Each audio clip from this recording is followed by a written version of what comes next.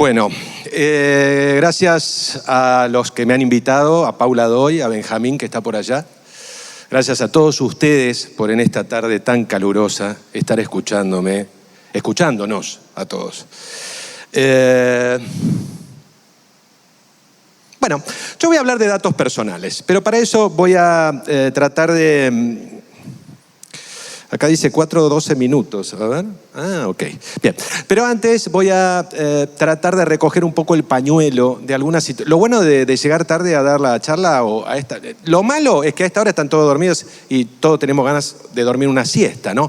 Pero lo bueno es que uno puede utilizar las cosas que fueron diciendo los que vinieron atrás.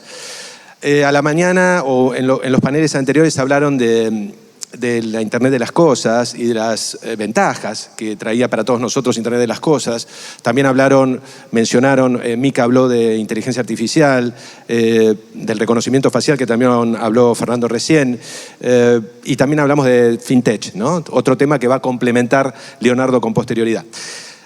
La verdad que en todos estos temas que son tan interesantes hay algo que se repitieron todos, que es este concepto, que es que ni oro ni petróleo, datos personales. Los datos personales son el divino tesoro. Esto ya sé que lo han repetido, pero me gustaría meternos en el tema en estos minutos que tenemos con algunos conceptos muy generales y después de hablar de los conceptos generales, meternos específicamente en el tema legislativo, que es lo más aburrido, ¿no? Pues yo creo que la mayoría de ustedes no son abogados, ¿no? ¿Hay algún abogado aparte de mis amigos?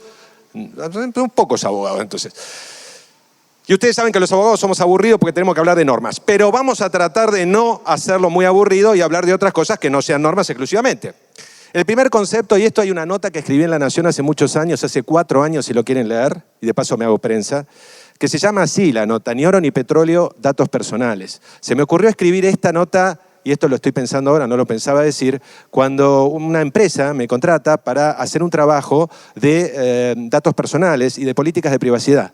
Y cuando yo empiezo a ver, viste que uno se junta con la gente que hace sistemas para hacer estas políticas. Y entonces lo de sistemas, uno decía, che, pero con la cookie esta vamos a afanarnos estos datos.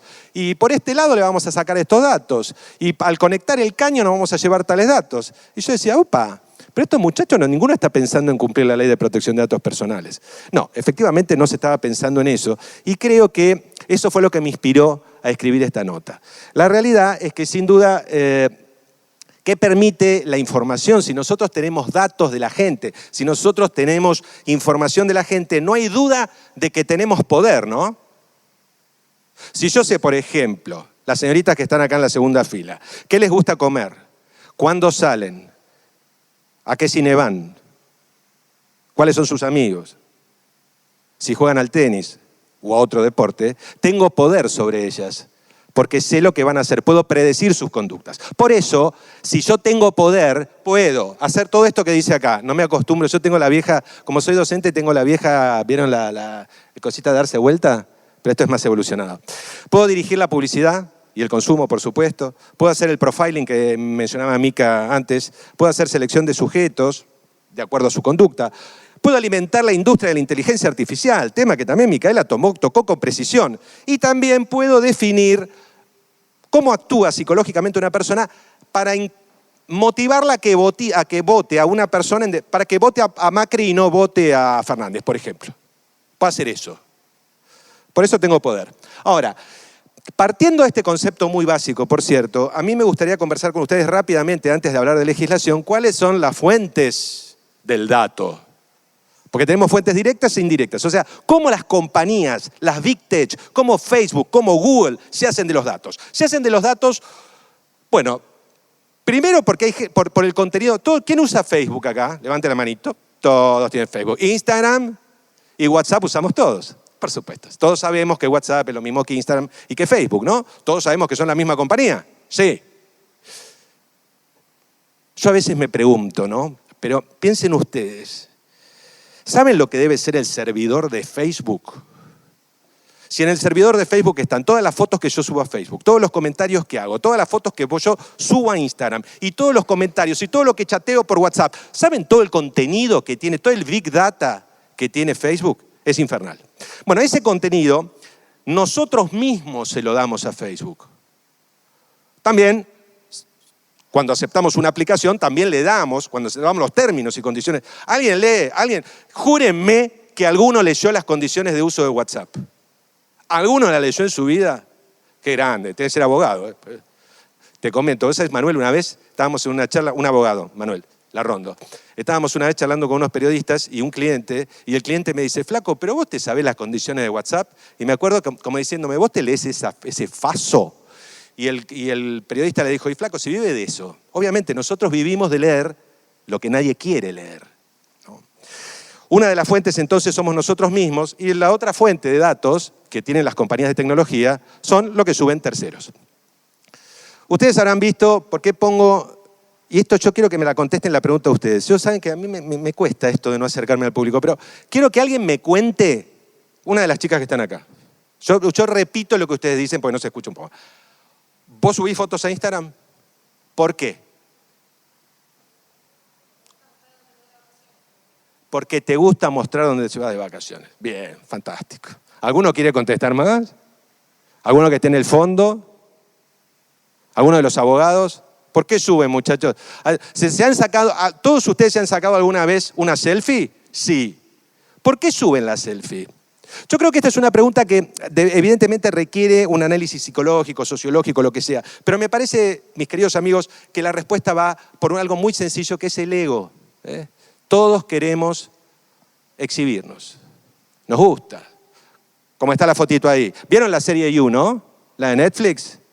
La serie You refleja la vida de una chica que constantemente sube imágenes a Instagram y es acosada por un tipo, y no les cuento el final, porque si no, les estoy espoleando la serie.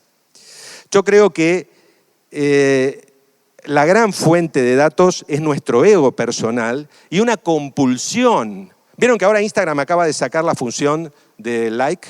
Sí.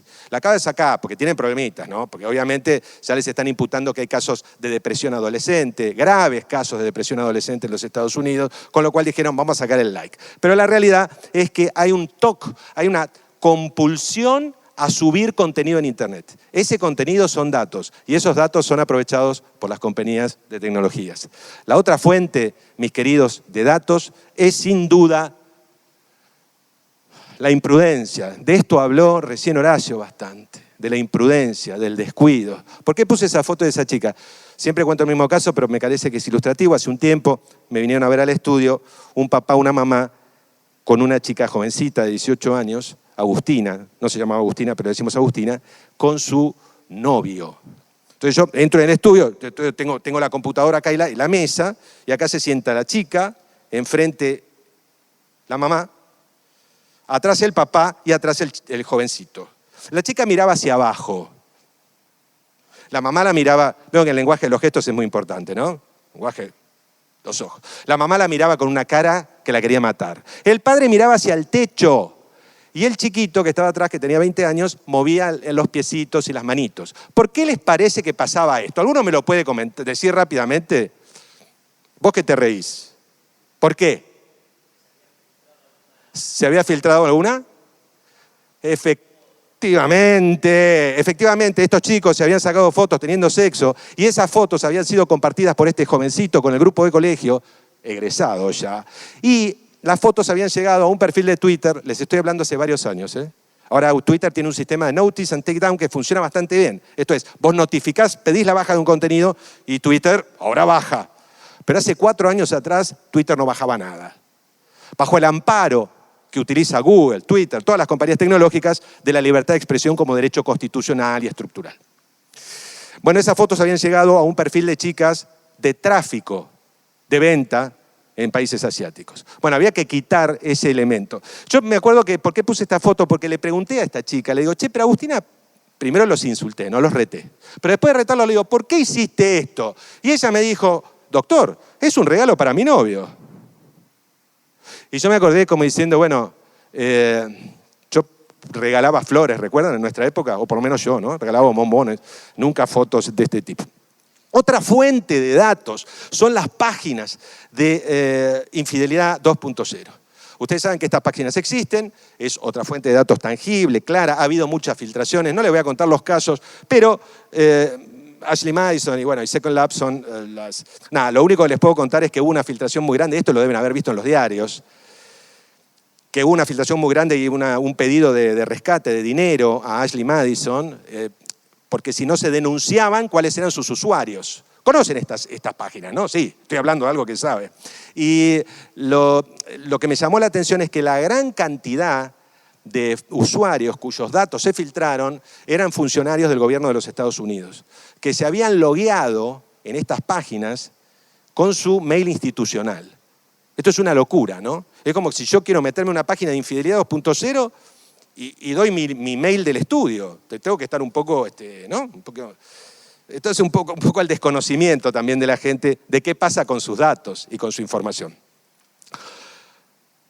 Una fuente de dato indirecta es lo que los otros hacen con nuestros datos.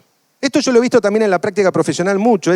Recuerdan que ahora uno puede sacarle etiqueta en Facebook, pero había una época en que a vos te etiquetaban y que vos quedabas pegado. ¿Se acuerdan de esa época? Sí, era común.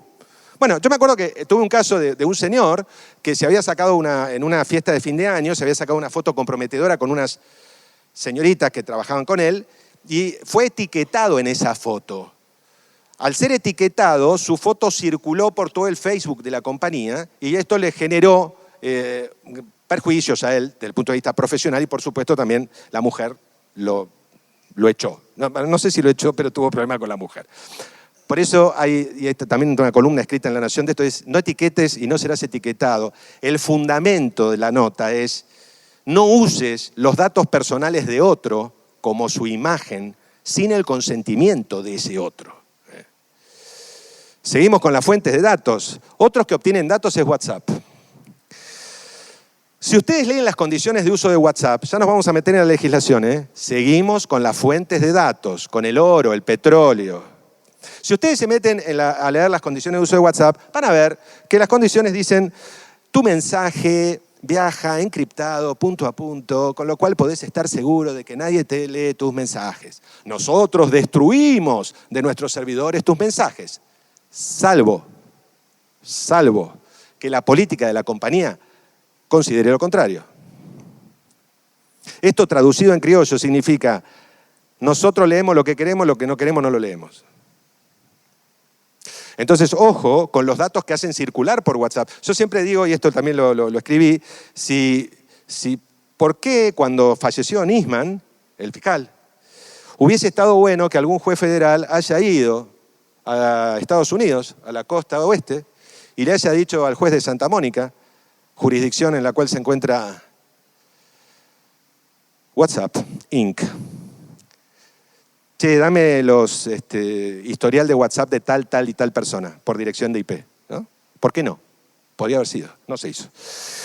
Otra fuente de datos es los mensajes de voz, o mejor dicho, los mensajes de Messenger. Salió hace poco una nota, que por todos lados, creo que en The Economist fue la fuente inicial, que Facebook lee, mejor dicho, todos los mensajes de voz, los toma y los transcribe. Yo les pregunto, ¿para qué transcribiría Facebook los mensajes de voz de la gente? ¿No? Para tener más información de la gente y para seguir procesando información para vendernos cosas, entre otras cosas. Otra fuente de datos, mis queridos, es Instagram, sin duda, pero acá no me voy a detener. Porque es un tema de imagen personal. Lo único que les puedo decir es que todas nuestras imágenes son manipuladas y de alguna manera leídas y tomadas por Instagram, la misma compañía. Tampoco hay secretos para Uber y Cabify, ¿no? Esto es obvio. Si yo hoy me tomé un Cabify porque no podía llegar, llegué tarde, hacía calor, el tipo sabe dónde vivo, sabe cómo llego, sabe que vine acá, conocen mi geolocalización, conocen dónde estoy. No apagué el celular, me olvidé. Tampoco hay secretos para Amazon, Google y para Apple. Antes ustedes mencionaron cuando hablaron de tarjeta naranja, estuvo buenísima la presentación, la verdad que me encantó, y hablaban de todos los beneficios, no, de tarjeta naranja no, de la de Internet de las Cosas, hablaban de todos los beneficios de Internet de las Cosas. Sí, los beneficios son buenísimos. Lo que no tenemos muy en claro es, ¿recuerdan que hubo hace poco una filtración de Alexa? Alexa es como Siri. Son esos robotitos que vende Amazon. Se supo que se estaban escuchando las conversaciones de la gente, que Amazon escucha, los empleados de Amazon escuchan las conversaciones de la gente con Alexa. Toda esa información es información que están tomando las compañías. Más datos, más datos, más datos. El gran escándalo de datos, y esto ustedes lo deben haber escuchado o visto, fue con Cambridge Analytica. ¿Alguno recuerda qué pasó acá? Sí. ¿Qué pasó? ¿Sí?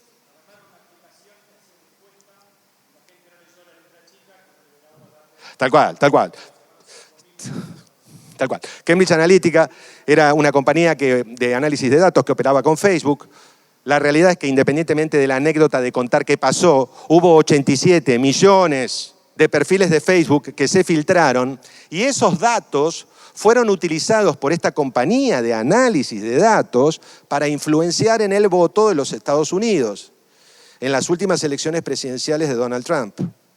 Se dice que si no hubiese sido por esta actividad de esta compañía, 2 millones de personas hubiesen votado a Hillary Clinton y no a Donald Trump.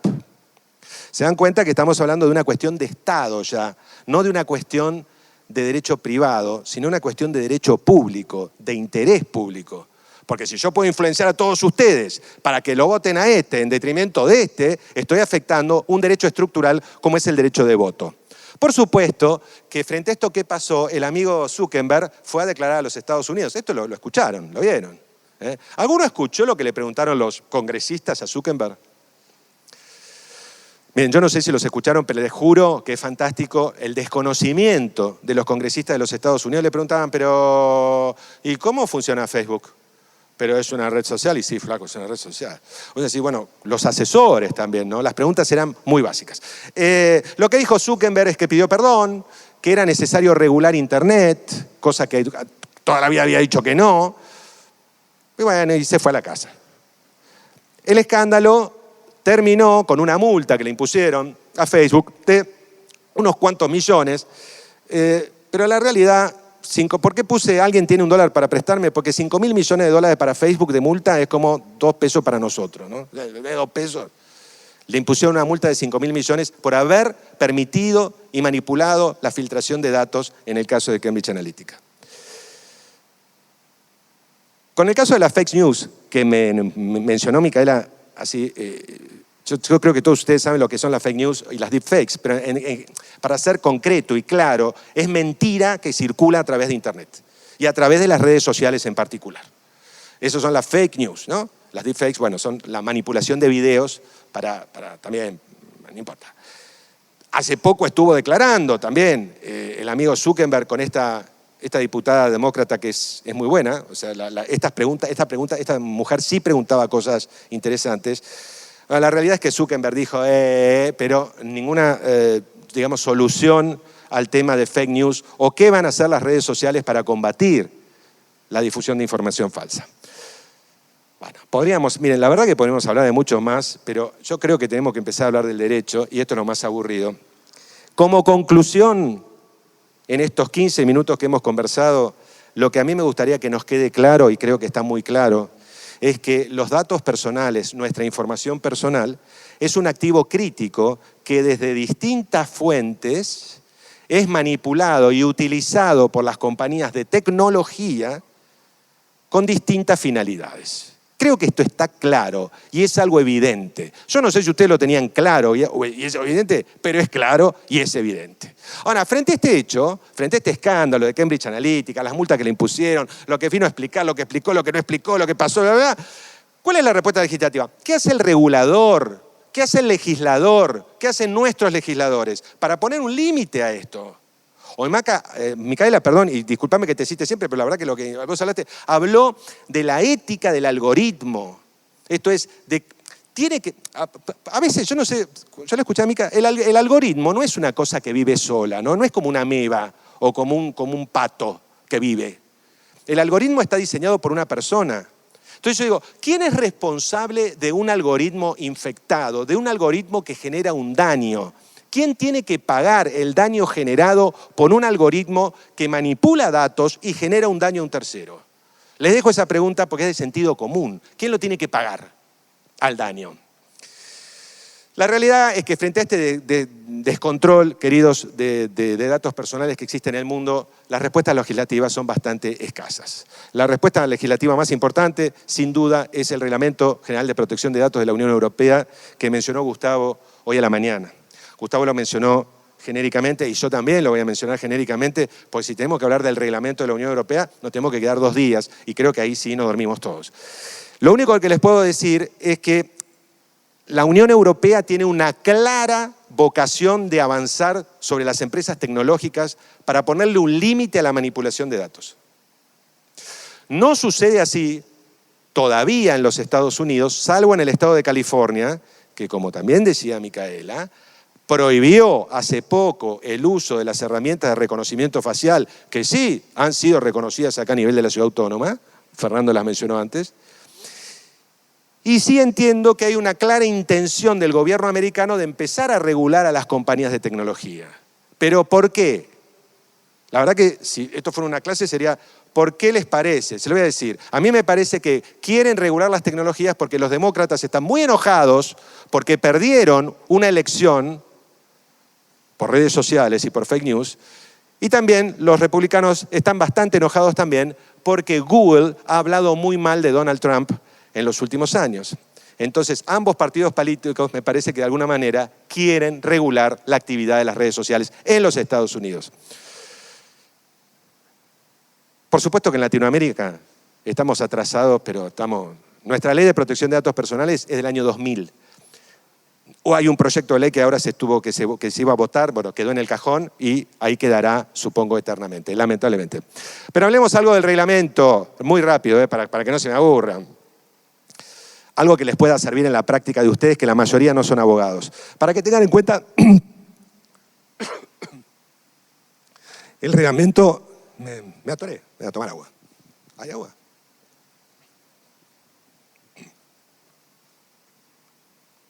Ya estoy, ¿eh?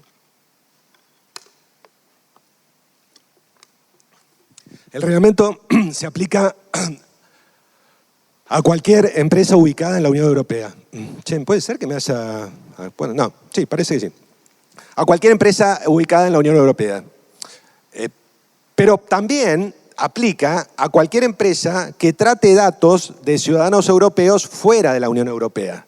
Por ejemplo, si vos tenés una compañía o una empresa en los Estados Unidos que trata datos de ciudadanos residentes en la Unión Europea, tenés que cumplir con este reglamento.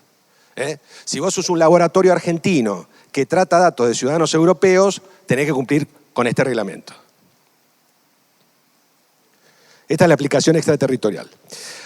Después hay muchos conceptos básicos que la verdad que, pero algo que les pueda servir en la práctica si es que van a tratar de estos temas. Hay un principio estructural que fija el reglamento, que es el principio de red de proactividad. No importa, es proactivo. ¿Qué significa esto de proactividad? La proactividad significa que las compañías tienen que probar activamente que cumplen con el reglamento y tienen que probar activamente que adoptan medidas de seguridad para proteger datos. Esto es estructural, fundamental. También están otros principios, los mencionó Guillermo, sí, hoy a la mañana Gustavo, licitud, lealtad, transparencia, limitación de la finalidad, etcétera, etcétera, etcétera. Estos son principios que ya mencionaron a la mañana. Algo que me parece interesante que les puede servir a ustedes es el tema del consentimiento. Esto si quieren después, nos quedan 7 minutos, pero si quieren lo podemos hablar afuera. De acuerdo al reglamento, el consentimiento para el tratamiento de datos de una persona tiene que ser expreso e inequívoco. O sea, se acabó, ¿recuerdan ese consentimiento tácito de que uno dice, si usted, ¿vieron la clásica política de privacidad de una empresa que dice, si usted comienza a navegar por aquí, está aceptando todas nuestras políticas? Se acabó eso. Ahora tiene que haber un consentimiento expreso. Vos tenés que marcar una casilla, marcar una casilla prestando consentimiento expreso. Estas son las características del consentimiento.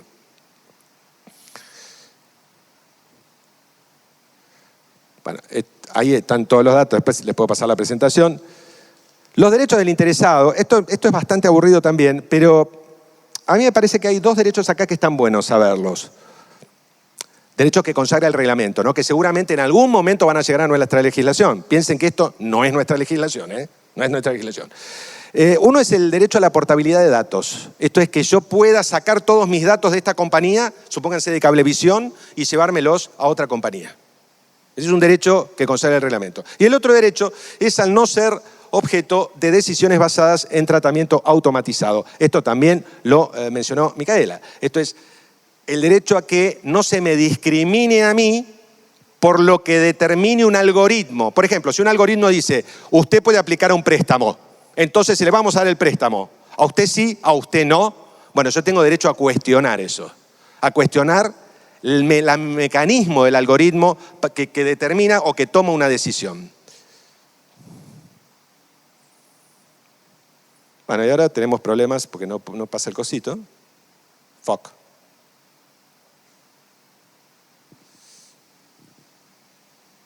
Ahí está. Otra de las cosas que les puede servir a ustedes, si les toca tratar con esto, pueden sacar una foto de esto, pero me parece que esto es interesante. Esto va a venir en Argentina en algún momento. La designación de un delegado de protección de datos.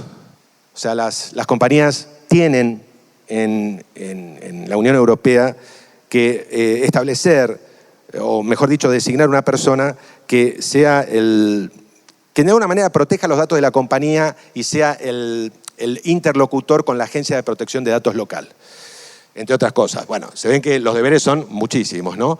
Me parece bueno también recordar la obligación de cooperar, de informar y de ser transparente, la seguridad en el tratamiento de datos, medidas de seguridad que generalmente no se toman, analizar riesgos en el tratamiento de datos, evaluar el impacto de los riesgos. Todo esto, piensen que hasta que empezó a regir este reglamento, que fue en mayo del año pasado, no existía.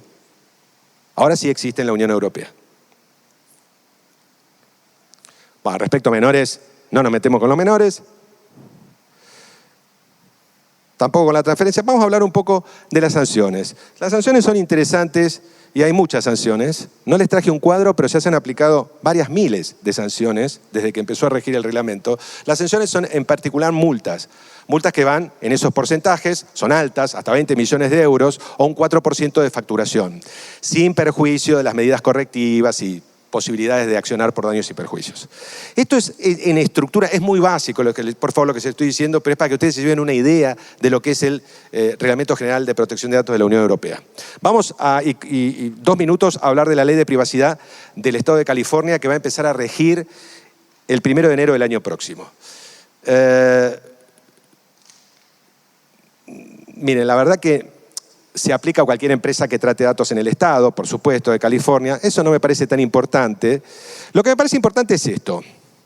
Todos los californianos van a poder ejercer el derecho de conocer qué información recopilan las compañías. Por ejemplo, qué información tiene Facebook de ellos. También a oponerse a la venta de esa información a terceros. También pueden acceder a cualquier información personal tratada por una empresa y, por supuesto, tienen derecho a no ser discriminados por el tratamiento de datos automatizados, como también establece el Reglamento de Protección de Datos de la Unión. A ver si hay alguna cosa más interesante. No, esto la verdad que es normativa. Si quieren les paso todo. Esto es un análisis de la normativa que todavía...